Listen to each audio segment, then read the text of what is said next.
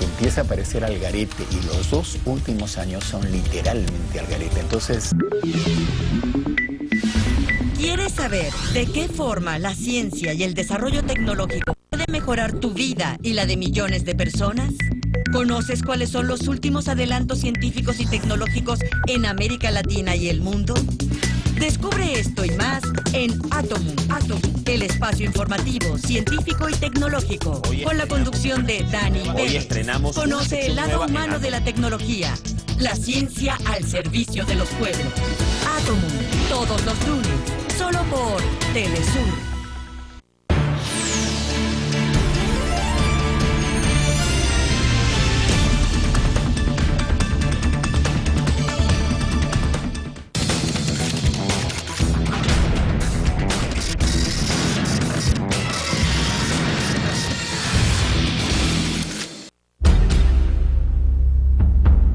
García, es cierto, culmina su gobierno en la peor crisis económica, en la peor crisis política e institucional de nuestra historia, y de alguna manera, como se dice, esa crisis es la que genera la aparición de un outsider como Alberto Fujimori, el año 90, que es el que finalmente gana las elecciones a Mario Vargas Llosa, ¿no? En el año 90 comienza a tratar de investigarse algunos hechos de Alan García, pero también comienza a generarse una política antisubversiva en el gobierno de Fujimori que tiene una política y la otra clandestina. La legislatura que culmina en diciembre del año 91 tiene una conclusión muy clara. García está involucrado en actos de corrupción, y lo que hay que impulsar en la siguiente legislatura, que comenzaba el 6 de abril del año 92, era poner como tema de agenda la acusación constitucional contra Alan García. Y con Sendero en una situación que lleva en 1992 a Aronson, el subsecretario de Estado de los Estados Unidos, a plantear en la Cámara de Representantes que hay que evaluar la posibilidad de una intervención multilateral en el Perú, multinacional, para detener el triunfo de Sendero Luminoso. Creo que es eso lo que va a cosechar el sucesor, Alberto Fujimori, que logra parar la inflación y también detener a Sendero Luminoso, ¿no? Pero esa es una herencia directa del gobierno de Alan García. Pero de nuevo el golpe de Estado juega un papel importante, porque es cierto, las fuerzas militares la noche del golpe buscan a Alan García. Él supone que fueron a matarlo, hay disparos en su casa y García se esconde durante varios días. García reaparece, solicita un asilo político a Colombia, Colombia se lo otorga, y García vive entre Colombia y Francia durante casi toda la década de los años 90. Pero luego del autogolpe del 5 de abril, indudablemente que se consolida una alianza cívico-militar en el gobierno de Fujimori que continúa obstaculizando el funcionamiento de la justicia. Un informe que está circulando en este momento de la periodista Cecilia Valenzuela del año 2006 muestra que Alan García negoció que declararan prescritos sus delitos con la intervención de Vladimiro Montesinos. Y se van acumulando denuncias que luego son archivadas provisionalmente en el Ministerio Público.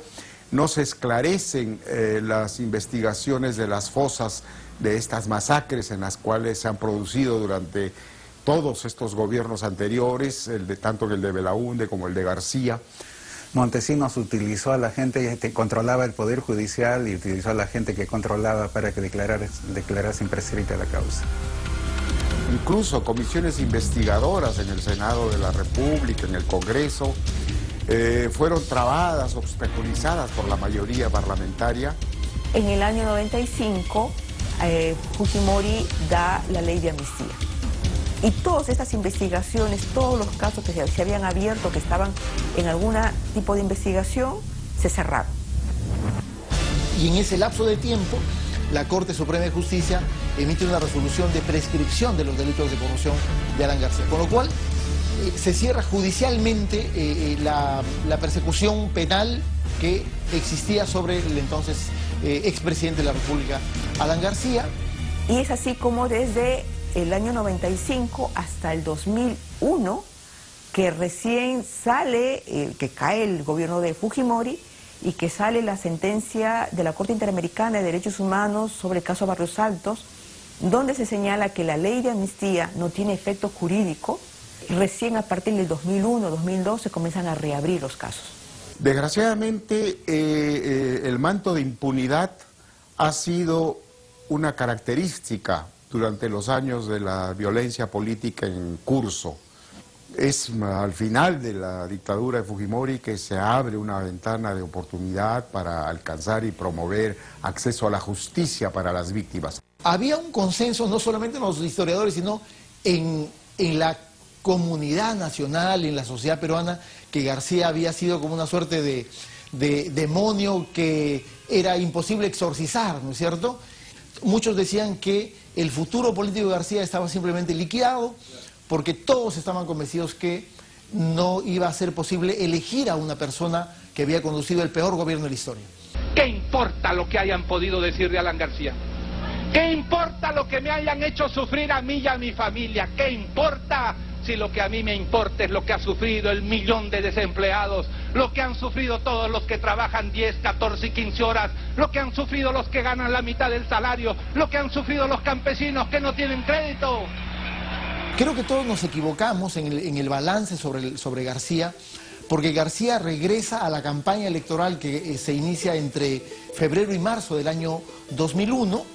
García regresa al Perú ya inscrito como candidato a la presidencia de la República, y García desarrolla una campaña electoral de verdad impresionante, en el que todo el mundo dice que si es que esa campaña electoral duraba una semana o 10 días más, García ganaba la elección. Cuando él compite el año 2001 con Alejandro Toledo y pierde la elección, él hace en ese momento una campaña que corresponde más o menos con el promedio de la posición aprista, que es una posición ya de centro. Es cierto, la presidencia de Toledo de alguna manera favorece un rol político muy activo de García como jefe de la oposición.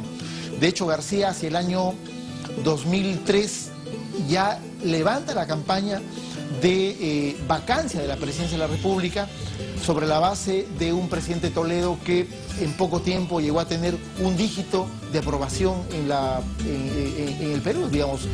Era un presidente con muy baja aprobación. Alan es un animal político, es muy hábil como político y es un excelente orador. Y en la campaña del 2006 maneja muy hábilmente el discurso antichavista. El escenario que construye, y creo que la inexperiencia de Humala favorece que esto marche. Había toda una propaganda contra lo que podría ser el gobierno de Ollanta Humala, y decían, bueno, que íbamos a irnos al precipicio económico, y a pesar de que fuimos al precipicio económico con el gobierno de Alan García, en el primer periodo es electo presidente. Pero el año 2006, cuando es elegido presidente, yo le diría que él, algo así como que repite hacia la derecha lo que había hecho hacia la izquierda el 85.